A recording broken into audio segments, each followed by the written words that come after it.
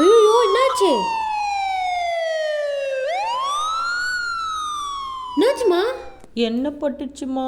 கமி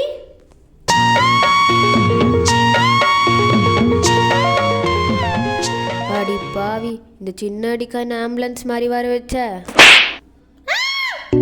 என்னம்மா இவ்வளோ பெரிய அடி? எப்படிம்மா இந்த வலியை தாங்குற?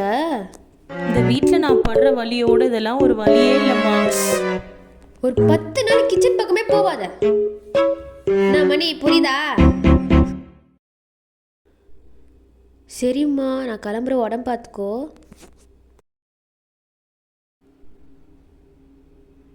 மா இருமா, நானும் வரேன்.